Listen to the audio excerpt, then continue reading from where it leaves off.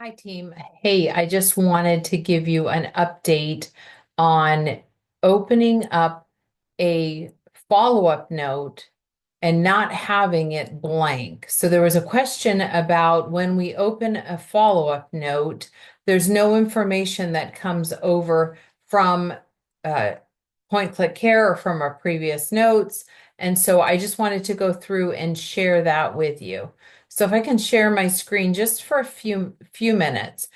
When we log in and we go to our clinical note, you'll see that you can either create an initial note, which is what we've been doing, or create a follow-up discharge summary note. So let's do a follow-up summary discharge note, and it's going to look like this. You have two choices here. You can follow up with an initial or follow-up note, or you can create a new follow-up. When you create a new follow-up, it's blank. There's nothing that comes over. Everything, the whole entire template is empty. If you come over here to the initial or follow-up note, and I've got to move this because we want to make sure we protect HIPAA.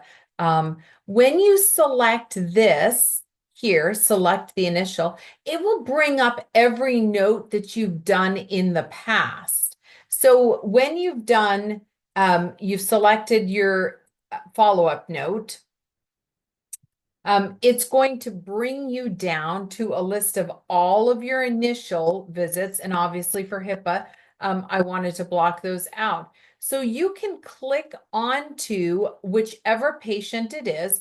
The initials are all alphabetical, and then follow-ups go below that. So if you've done an initial and you've done a follow-up, and maybe you've done 3 follow-ups, take the last follow-up that you've done and click this, and it will open up your last note that you've done. Now, just so you know, when you open up your note, there's a couple of things that do come over and don't. First of all, your ICD-10, this is just a blanket note from a demo patient. Your ICD-10s and your CPT codes will come over. That's for the last note. You're going to have to change it for this note.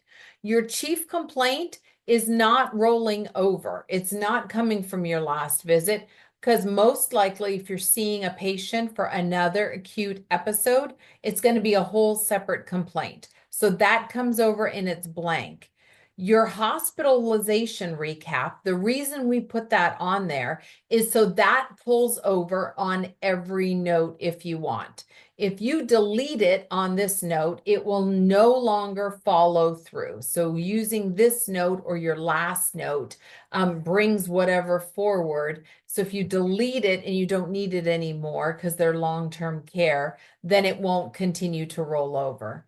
Your HPI is history of present illness. So that's what's going on right now. So it's going to come over blank and you're going to be like, your note's empty, but of course it's empty because you've got a new present illness going on right there. So yes, you'll have to type in the age, the sex, and the primary diagnosis for the patient, but then all the rest will be what's going on this visit, not the last visit or the visit before.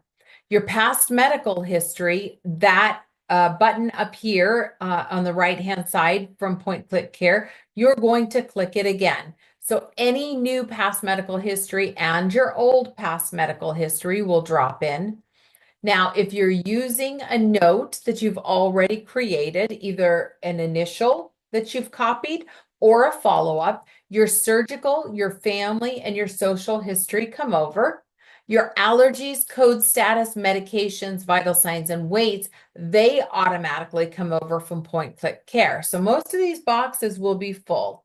Your physical exam is going to come over exactly how it is. So if you've got a cough on your last visit and it's resolved, please address your physical exam.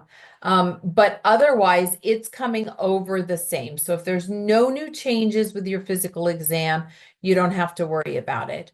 Your labs, they're not coming over. You've already reviewed them, so they're gone. And there's a blank box for you to put new labs that you've reviewed. Same thing with labs pending. Your assessment and plan. So this is a big one. Why does that disappear?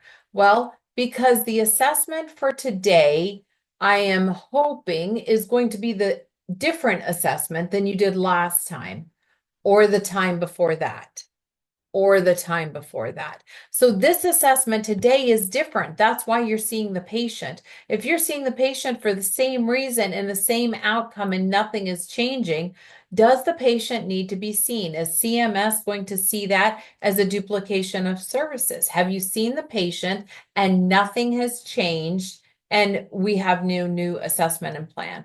So yes, your assessment and plan needs to be created again. You're gonna have to use these snippets or create your own. Now, don't copy the exact snippet that you used on the last visit. Otherwise, it looks like it's a copy and paste. Your collaboration should come over, and I believe your time should come over. Advanced care planning and smoking cessation should not. So when you come over and you've got that follow-up note, the only thing that doesn't come over is your chief complaint, your HPI, and your assessment of plan. So I hope that helps. Just a quick nip of information. If you have any questions, let me know. Call me, follow up with me. And I'm going to put this on WhatsApp so that everyone has access to it. And it will be available on the Mana YouTube site, which has several videos already on it, for any other questions. But I hope that helps.